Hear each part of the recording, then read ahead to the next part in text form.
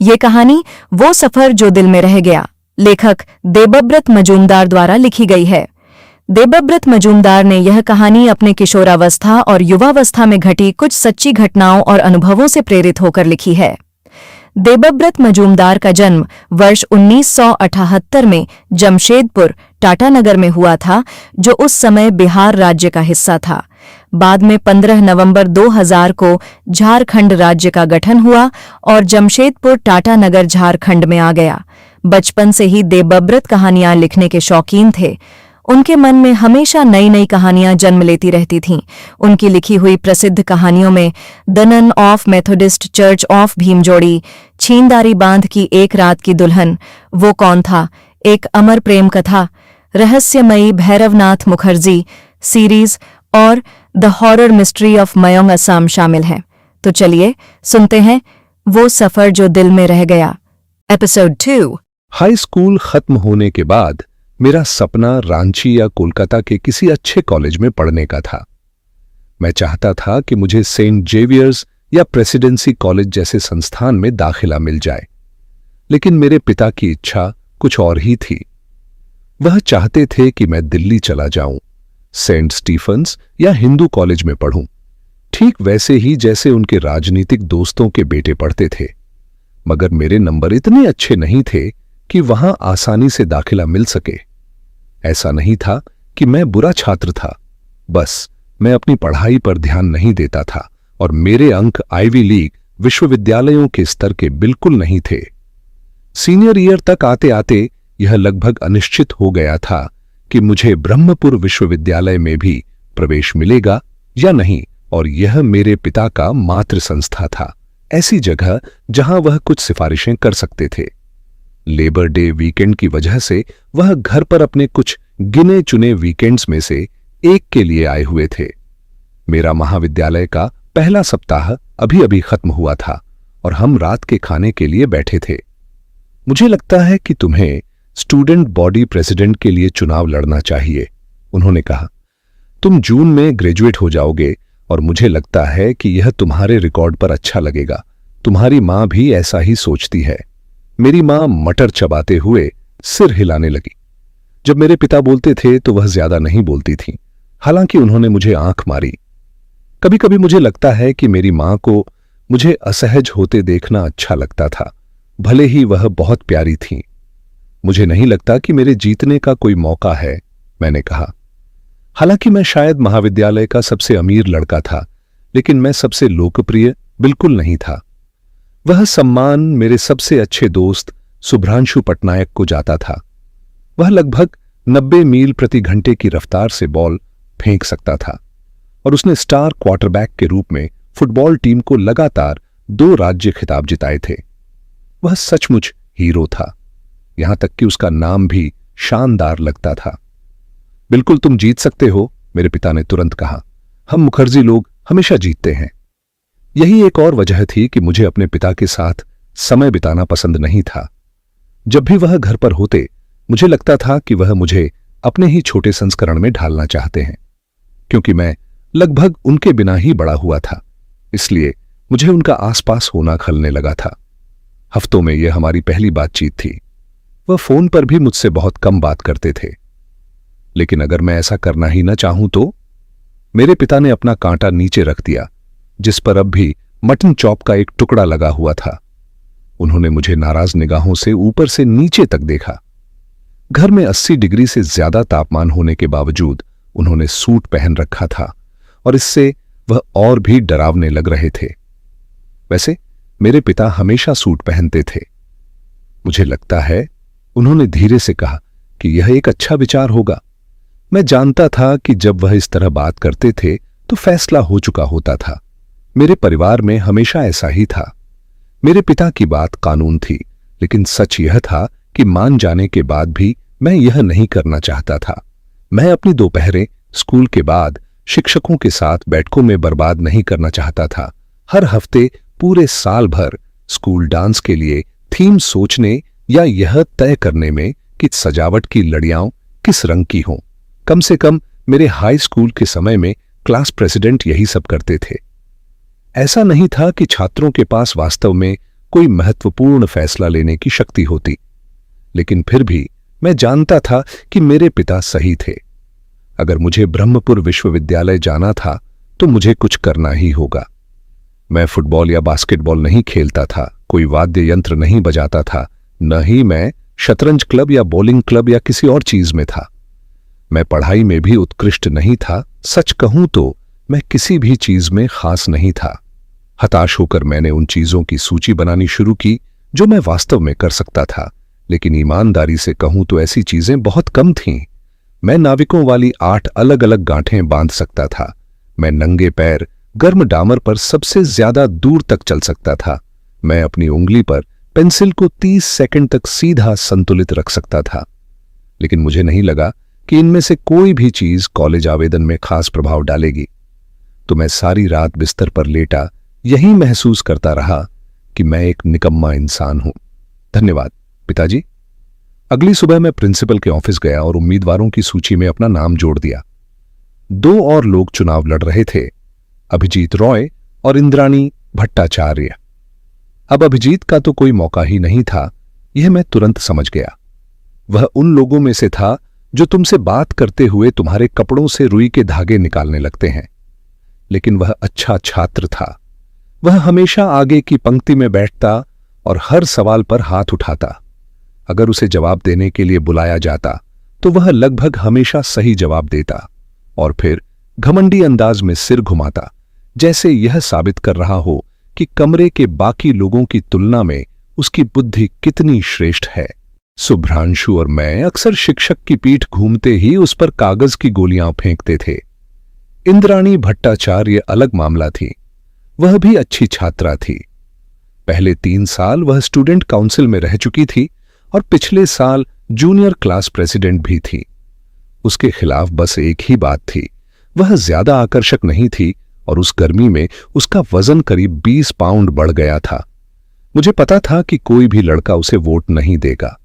प्रतियोगिता देखने के बाद मुझे लगा कि शायद मेरे पास भी मौका है। मेरा पूरा भविष्य इसी पर टिका था, इसलिए मैंने अपनी रणनीति बनाई। सबसे पहले शुभ्रांशु तैयार हुआ। जरूर, मैं टीम के सारे लड़कों से तुम्हें वोट दिलवा दूंगा, कोई समस्या नहीं, अगर तुम सच में यही चाहते हो। और उनकी गर्लफ्रेंड्स का क्या? मैंने पूछा। लगभग यही मेरा पूरा चुनाव अभियान था। बेशक मैं बहसों में गया जैसा मुझे जाना चाहिए था और मैंने वे बेवकूफी भरे अगर मैं प्रेसिडेंट चुना गया तो क्या करूंगा वाले पर्चे भी बांटे, लेकिन अंत में शुभ्रांशु पटनायक ही था जिसने मुझे वहां तक पहुंचाया जहां मुझे पहुंचना था। ब्रह्मपुर विश्वविद्यालय में कुल मिलाकर लगभग 400 छात्र थे, इसलिए खिलाड़ियों के वोट बहुत महत्वपूर्ण थे और ज्यादातर खिलाड़ी वैसे भी इस बात की परवाह नहीं करते थे कि वे किसे वोट दे रहे हैं। अंत में सब कुछ ठीक वैसा ही हुआ जैसा मैंने योजना बनाई थी। मैं भारी बहुमत से स्टूडेंट बॉडी प्रेसिडेंट चुना गया। मुझे बिल्कुल अंदाजा नहीं था कि आगे चलकर यह मुझे कितनी मुसीबत में डाल देगा। जब मैं जूनियर था तब मेरी एक गर्लफ्रेंड थी, अंजलि सेनगुप्ता। वह मेरी पहली सच्ची गर्लफ्रेंड थी, हालांकि हमारा रिश्ता केवल कुछ महीनों तक चला। गर्मियों की छुट्टियां शुरू होने से ठीक पहले उसने मुझे छोड़ दिया और परमजीत बग्गा नाम के एक 20 साल के लड़के के साथ चली गई जो अपने पिता के गैरेज में मैकेनिक का काम करता था। जहां तक मैं समझ पाया, उसकी सबसे बड़ी खासियत उसकी शानदार कार थी। वह हमेशा सफेद टी-शर्ट पहनता था जिसकी बाह में कैमल सिगरेट का पैकेट फंसा रहता था और अपनी थंडरबर्ड कार के बोनट से टिककर खड़ा होकर किसी लड़की के गुजरने पर हे बेबी जैसी बातें करता था। अगर आप समझ रहे हों तो वह बड़ा विजेता था। खैर, फ्रेशर्स नाइट आने वाला था और अंजलि वाली पूरी घटना की वजह से अब तक मेरी कोई डेट नहीं थी। स्टूडेंट काउंसिल के हर सदस्य को वहां जाना अनिवार्य था। मुझे जिम सजाने और अगले दिन सफाई में मदद करनी थी और वैसे भी आमतौर पर वहां अच्छा समय गुजरता था। मैंने कुछ लड़कियों को फोन किया जिन्हें मैं जानता था, लेकिन उनकी पहले से डेट थी। फिर मैंने कुछ और को फोन किया, उनकी भी डेट थी। अंतिम सप्ताह तक विकल्प बहुत कम रह गए थे। अब केवल वही लड़कियां बची थीं जो मोटा चश्मा पहनती थीं और तुतलाकर बोलती थीं। वैसे भी ब्रह्मपुर विश्वविद्यालय कभी सुंदर लड़कियों के लिए मशहूर नहीं था, लेकिन फिर भी मुझे किसी न किसी को ढूंढना था। मैं बिना डेट के डांस में नहीं जाना चाहता था। वह कैसा लगता? मैं शायद इतिहास का पहला स्टूडेंट बॉडी प्रेसिडेंट बन जाता जो अकेले फ्रेशर्स नाइट डांस में पहुंचा हो। फिर पूरी रात मुझे पंच परोसने या बाथरूम में उल्टी साफ करने वाले आदमी की तरह काम करना पड़ता। आमतौर पर बिना डेट वाले लोग यही करते थे। घबराकर मैंने पिछले साल की ईयरबुक निकाली और एक एक पन्ना पलटने लगा, यह देखने के लिए कि शायद किसी के पास डेट ना हो। पहले मैंने सीनियर छात्रों वाले पन्ने देखे। हालांकि उनमें से बहुत से कॉलेज जा चुके थे, लेकिन कुछ अब भी शहर में थे। मुझे नहीं लगा कि उनके साथ मेरा कोई मौका है, लेकिन फिर भी मैंने फोन किया और जैसा मैंने सोचा था वैसा ही हुआ। मुझे कोई नहीं मिली, कम से कम ऐसी कोई नहीं जो मेरे साथ जाने को तैयार हो। मैं तुम्हें बताऊं, मैं धीरे धीरे ठुकराए जाने को संभालने में काफी अच्छा हो गया था। हालांकि यह ऐसी चीज नहीं है जिसके बारे में तुम अपने पोते पोतियों के सामने शेखी बघारो। मेरी मां समझ रही थी कि मैं किस दौर से गुजर रहा था और आखिरकार वह मेरे कमरे में आई और मेरे बिस्तर के पास बैठ गई। अगर तुम्हें कोई डेट नहीं मिल रही तो मैं खुशी खुशी तुम्हारे साथ चलूंगी, उन्होंने कहा। थैंक्स मॉम, मैंने उदासी से कहा। जब वह कमरे से बाहर गई तो मुझे पहले से भी ज्यादा बुरा महसूस हुआ। यहां तक कि मेरी मां को भी नहीं लगता था कि मैं किसी को ढूंढ पाऊंगा, और अगर मैं उनके साथ पहुंचता, अगर मैं 100 साल भी जीता, तब भी उस शर्मिंदगी से कभी उबर नहीं पाता। वैसे मेरी ही तरह एक और लड़का भी था। कृष्ण मुरारी अग्रवाल को ट्रेजरर चुना गया था और उसके पास भी अभी तक कोई डेट नहीं थी। कृष्ण मुरारी उन लोगों में से था जिसके साथ कोई समय बिताना नहीं चाहता था, और उसे सिर्फ इसलिए चुना गया था क्योंकि उसके खिलाफ कोई खड़ा नहीं हुआ था। तब भी मुझे लगता है वोट बहुत करीबी रहे होंगे। वह मार्चिंग बैंड में ट्यूबा बजाता था और उसका शरीर ऐसा लगता था जैसे किशोरावस्था के बीच में ही बढ़ना बंद हो गया हो।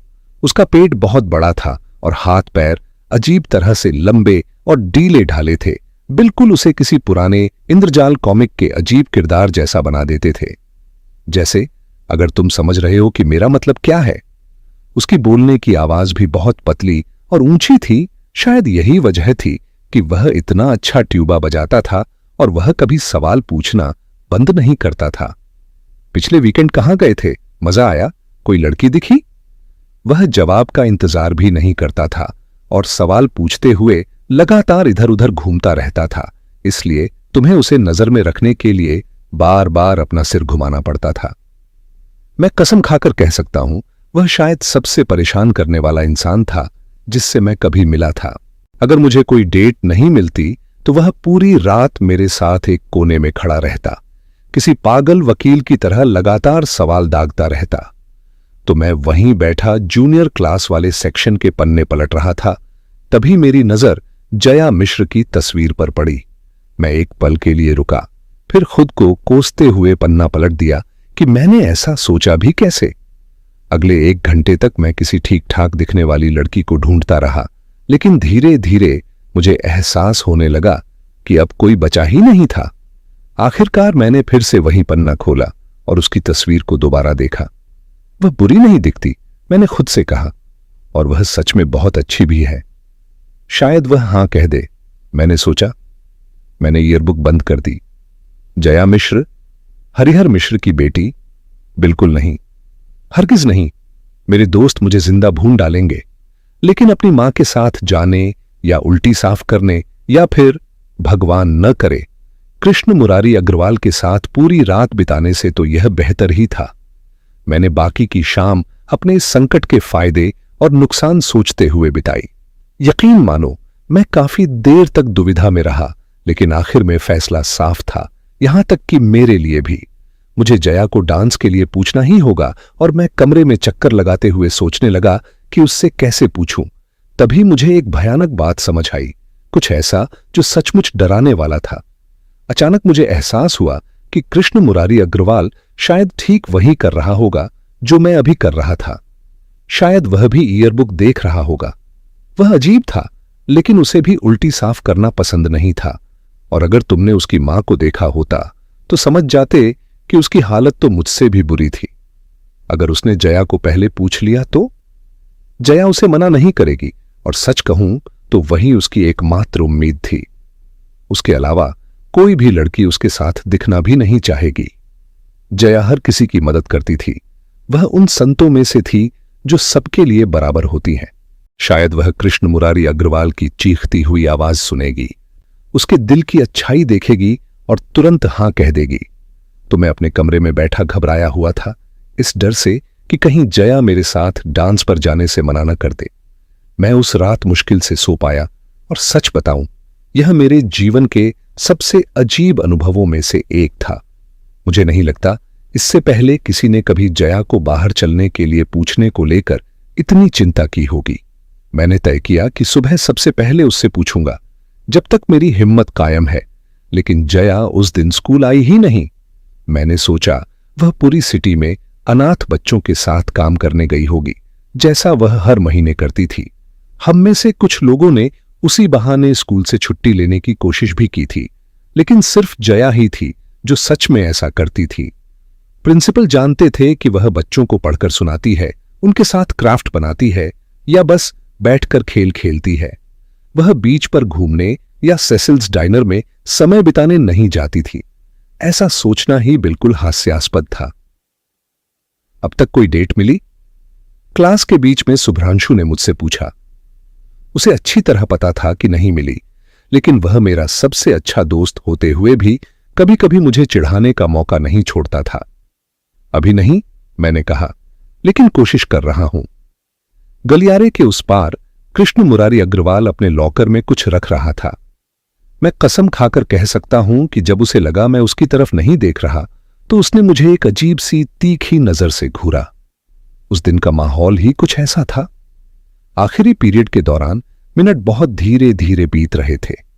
मेरे हिसाब से अगर मैं और कृष्ण मुरारी अग्रवाल एक ही समय पर बाहर निकले तो मैं उसके उन लंबे डीले पैरों के बावजूद उससे पहले जया के घर पहुंच सकता था। मैं खुद को मानसिक रूप से तैयार करने लगा और जैसे ही घंटी बजी मैं पूरी रफ्तार से क्लास से बाहर भागा। करीब 100 गज तक तो मैं उड़ता हुआ गया, लेकिन फिर मैं थोड़ा थकने लगा और उसके बाद पेट में ऐंठन शुरू हो गई। जल्द ही हालत यह हो गई कि मैं सिर्फ चल ही सकता था, लेकिन वह ऐंठन इतनी बढ़ गई थी कि चलते चलते मुझे झुककर अपना पेट पकड़ना पड़ रहा था। ब्रह्मपुर की सड़कों से गुजरते हुए मैं नोट्रे डेम के कुबड़े का हांफता हुआ संस्करण लग रहा था। पीछे से मुझे लगा जैसे कृष्ण मुरारी अग्रवाल की पतली सी हंसी सुनाई दी। मैंने दर्द रोकने के लिए पेट में उंगलियां गड़ाकर पीछे मुड़कर देखा, लेकिन वह कहीं दिखाई नहीं दिया। शायद वह किसी के पिछवाड़े से शॉर्टकट ले रहा होगा। वह बड़ा चालाक कमीना था, उस पर 1 मिनट के लिए भी भरोसा नहीं किया जा सकता था। मैं और तेजी से लड़खड़ाते हुए आगे बढ़ने लगा और थोड़ी देर में जया की गली में पहुंच गया। तब तक मैं पूरी तरह पसीने से तर था। मेरी शर्ट पूरी भीग चुकी थी और मैं अब भी बुरी तरह हाँफ रहा था। खैर, मैं उसके दरवाजे तक पहुंचा, एक पल रुककर सांस संभाली और आखिरकार दरवाजा खटखटाया। उसके घर तक पहुंचने की इस पागल दौड़ के बावजूद मेरे अंदर का निराशावादी हिस्सा यही सोच रहा था कि दरवाजा कृष्ण मुरारी अग्रवाल ही खोलेगा। मैंने कल्पना की कि वह मुझे विजयी मुस्कान के साथ देख रहा है, जैसे कह रहा हो, सॉरी पार्टनर, तुम बहुत देर कर चुके हो। लेकिन दरवाजा कृष्ण मुरारी अग्रवाल ने नहीं, जया ने खोला और अपनी जिंदगी में पहली बार मैंने देखा कि अगर वह एक सामान्य लड़की की तरह रहती तो कैसी दिखती। उसने जीन्स और लाल ब्लाउज पहना हुआ था और हालांकि उसके बाल अब भी जूड़े में बंधे थे, फिर भी वह रोज से कहीं ज्यादा सहज लग रही थी। मुझे एहसास हुआ कि अगर वह खुद को मौका दे तो सच में प्यारी लग सकती है। सौम्यजीत, उसने दरवाजा खोलते हुए कहा। ये तो सचमुच सरप्राइज है। जया हमेशा सबको देखकर खुश होती थी, यहां तक कि मुझे भी। हालांकि मुझे लगता है मेरी हालत देखकर वह थोड़ा चौंक गई थी। तुम ऐसे लग रहे हो जैसे अभी अभी एक्सरसाइज करके आए हो। नहीं, ऐसा कुछ नहीं, मैंने झूठ बोला और माथे का पसीना पोंछा। शुक्र है ऐंठन अब कम हो रही थी। तुम्हारी शर्ट तो पूरी पसीने से भीग गई है। ओह, ये? मैंने अपनी शर्ट की तरफ देखा। कुछ नहीं, मुझे कभी कभी बहुत पसीना आता है। शायद तुम्हें डॉक्टर को दिखाना चाहिए। मैं ठीक हो जाऊंगा, पक्का। फिर भी मैं तुम्हारे लिए प्रार्थना करूंगी, उसने मुस्कुराते हुए कहा। जया हमेशा किसी न किसी के लिए प्रार्थना करती रहती थी। अब शायद मुझे भी उस सूची में शामिल होना चाहिए था। थैंक्स, मैंने कहा। वह नीचे देखने लगी और कुछ पल अपने पैर घसीटती रही। मैं तुम्हें अंदर बुलाती, लेकिन मेरे पिता घर पर नहीं है, और जब वह घर पर नहीं होते तब वह किसी लड़के को घर के अंदर आने नहीं देते। ओह, मैंने निराश होकर कहा, कोई बात नहीं, हम यहीं बाहर बात कर सकते हैं। मेरा ख्याल है अगर मेरी चलती तो मैं ये बातचीत अंदर ही करना पसंद करता। क्या तुम नींबू पानी लोगे? मैं अभी अभी बनाकर लाई हूं। उसने पूछा। मुझे अच्छा लगेगा, मैंने कहा। मैं अभी लाई। वह घर के अंदर चली गई, लेकिन दरवाजा खुला छोड़ गई और मैंने जल्दी से अंदर झांक लिया। घर छोटा था लेकिन बहुत सलीकेदार। एक दीवार के पास पियानो रखा था और दूसरी तरफ सोफा। कोने में एक छोटा पंखा घूम रहा था। सेंटर टेबल पर रामचरितमानस जैसी किताबें रखी थीं। उसकी भगवत गीता भी वहीं थी और वह कर्मयोग अध्याय 3 वाले अध्याय पर खुली हुई थी। कुछ देर बाद जया नींबू पानी लेकर लौटी और हम बरामदे के कोने में रखी 2 कुर्सियों पर बैठ गए। मुझे पता था कि वह और उसके पिता शाम को वहीं बैठते हैं, क्योंकि मैं कभी कभी उनके घर के सामने से गुजरता था। जैसे ही हम बैठे, सामने रहने वाली उनकी पड़ोसन मिसेज सेन ने हमें हाथ हिलाकर नमस्ते की। जया ने भी हाथ हिलाया, जबकि मैंने अपनी कुर्सी थोड़ा खिसका ली ताकि मिसेज सेन मेरा चेहरा न देख सके। भले ही मैं जया को डांस के लिए पूछने आया था, फिर भी मैं नहीं चाहता था कि कोई, यहां तक कि मिसेज सेन भी, मुझे वहां देखे अगर कहीं जया पहले ही कृष्ण मुरारी अग्रवाल का प्रस्ताव स्वीकार कर चुकी हो। जया के साथ जाना एक बात थी, लेकिन कृष्ण मुरारी अग्रवाल जैसे लड़के के लिए ठुकरा दिया जाना बिल्कुल अलग बात। तुम क्या कर रहे हो? तुम अपनी कुर्सी धूप में ले जा रहे हो। मुझे धूप पसंद है, मैंने कहा। हालांकि वह सही थी। लगभग तुरंत ही मुझे महसूस हुआ कि धूप मेरी शर्ट के आर पार जल रही है और मुझे फिर से पसीना आने लगा है। अगर तुम्हारी यही इच्छा है तो बताओ, तुम मुझसे क्या बात करना चाहते थे? जया ने हाथ उठाकर अपने बाल ठीक करने शुरू किए। मेरी नजर में तो उसके बाल बिल्कुल भी नहीं हिले थे। मैंने गहरी सांस ली, खुद को संभालने की कोशिश की, लेकिन अभी भी सीधे मुद्दे पर आने की हिम्मत नहीं जुटा पाया। तो मैंने कहा, आज तुम अनाथालय गई थी? जया ने मुझे हैरानी से देखा। नहीं, मैं और मेरे पिता डॉक्टर के पास गए थे। वो ठीक है? वह मुस्कुराई। बिल्कुल स्वस्थ। मैंने सिर हिलाया और सड़क के उस पार देखा। मिसेज सेन वापस अंदर जा चुकी थीं और आसपास कोई और नहीं दिख रहा था। अब रास्ता साफ था, लेकिन मैं फिर भी तैयार नहीं था। आज का दिन कितना खूबसूरत है, मैंने बात टालते हुए कहा। हाँ, है तो। गर्म भी काफी है। क्योंकि तुम धूप में बैठे हो। मैंने इधर उधर देखा और दबाव बढ़ता महसूस किया। मुझे तो लगता है पूरे आसमान में एक भी बादल नहीं है। इस बार जया ने जवाब नहीं दिया और हम कुछ देर चुप बैठे रहे। सौम्यजीत, तुम यहाँ मौसम की बात करने नहीं आए हो, है ना? असल में नहीं। तो फिर क्यों आए हो? सच का वह पल आ चुका था और मैंने गला साफ किया। मैं जानना चाहता था कि क्या तुम फ्रेशर्स नाइट डांस में जा रही हो? ओह, उसने कहा। उसकी आवाज ऐसी थी जैसे उसे याद ही न हो कि ऐसा कोई कार्यक्रम भी होता है। मैं अपनी सीट पर बेचैनी से हिलने लगा और उसके जवाब का इंतजार करने लगा।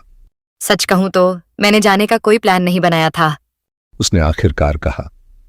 लेकिन अगर कोई तुम्हें चलने के लिए पूछे तो शायद जाओगी। उसने जवाब देने में थोड़ा समय लिया। पता नहीं, उसने सोचते हुए कहा। शायद जाऊं, अगर मौका मिला तो। मैं पहले कभी फ्रेशर्स नाइट डांस में नहीं गई। वहां मजा आता है, मैंने जल्दी से कहा। बहुत ज्यादा नहीं, लेकिन ठीक ठाक। खासकर मेरी बाकी विकल्पों से तुलना करूं तो यह कहना मैंने छोड़ दिया। मेरी बात सुनकर वह मुस्कुराई। बेशक मुझे पहले अपने पिता से पूछना होगा, लेकिन अगर उन्होंने इजाजत दी तो शायद मैं जा सकती हूँ। बरामदे के पास वाले पेड़ में एक चिड़िया जोर जोर से चहचहाने लगी, जैसे उसे पता हो कि मुझे यहां नहीं होना चाहिए। मैं उसी आवाज पर ध्यान लगाने लगा, खुद को शांत करने की कोशिश करते हुए। सिर्फ 2 दिन पहले तक मैं कल्पना भी नहीं कर सकता था कि मैं ऐसा सोचूंगा, लेकिन अचानक मैं खुद को वही जादुई शब्द बोलते हुए सुन रहा था। तो क्या तुम मेरे साथ डांस पर चलना चाहोगी? मैं समझ सकता था कि वह चौंक गई थी। शायद उसे लगा था कि मैं इतनी देर से किसी और लड़के के बारे में बात कर रहा हूं जो उसे पूछना चाहता हो। कभी कभी किशोर अपने दोस्तों को पहले जमीन टटोलने भेजते हैं ताकि खुद रिजेक्शन का सामना न करना पड़े। जया भले बाकी किशोरों जैसी नहीं थी, लेकिन मुझे यकीन है वह इस बात से कम सिद्धांत में तो परिचित थी। लेकिन तुरंत जवाब देने के बजाय जया कुछ देर के लिए दूसरी तरफ देखने लगी। मेरे पेट में घबराहट सी होने लगी क्योंकि मुझे लगा वह मना करने वाली है। मेरी मां उल्टी और कृष्ण मुरारी अग्रवाल तीनों की तस्वीरें एक साथ दिमाग में घूमने लगीं और अचानक मुझे एहसास हुआ कि इतने सालों में मैंने उसके साथ कितना गलत व्यवहार किया था। मुझे बार बार याद आने लगा कि कैसे मैं उसे चिढ़ाता था, उसके पिता को गलत नामों से बुलाता था या उसकी पीठ पीछे उसका मजाक उड़ाता था। जब मैं इस सब के लिए खुद को कोस रहा था और सोच रहा था कि 5 घंटे तक कृष्ण मुरारी अग्रवाल से कैसे बचूंगा, तभी वह फिर मेरी तरफ मुड़ी। उसके चेहरे पर हल्की सी मुस्कान थी। मुझे बहुत खुशी होगी, लेकिन एक शर्त पर। मैं खुद को संभालते हुए बैठ गया, उम्मीद करते हुए कि शर्त बहुत भयानक ना हो।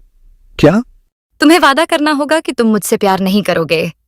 उसके हंसने के अंदाज से मुझे समझ आ गया कि वह मजाक कर रही है और मैं राहत की सांस लिए बिना नहीं रह सका। कभी कभी मुझे मानना पड़ता था, जया का हास्यबोध सच में काफी अच्छा था। मैं मुस्कुराया और उसे अपना वादा दे दिया। नमस्ते प्यारे दोस्तों, स्वागत है विस्पर्ड मेलोडीज एंड टेल्स में, जहां संगीत और कहानियां एक नई जिंदगी पाती हैं। अगर आपको दिल को छू लेने वाले गीत और मनमोहक कहानियां पसंद हैं, तो आप बिल्कुल सही जगह पर हैं। तो जल्दी से सब्सक्राइब बटन दबाएं और बेल आइकन को टैप करें ताकि हर नया गाना और कहानी आप तक सबसे पहले पहुंचे। अगर आपको ये पसंद आया हो तो लाइक बटन दबाना ना भूलें। आपका एक लाइक हमारे लिए बहुत मायने रखता है और हमें और बेहतरीन कंटेंट बनाने के लिए प्रेरित करता है। आपके प्यार और सपोर्ट के लिए धन्यवाद। इसी तरह हमारे साथ बने रहें, सपने देखें, सुरों में खो जाएं और कहानियों की दुनिया में डूब जाएं। मिलते हैं अगले वीडियो में।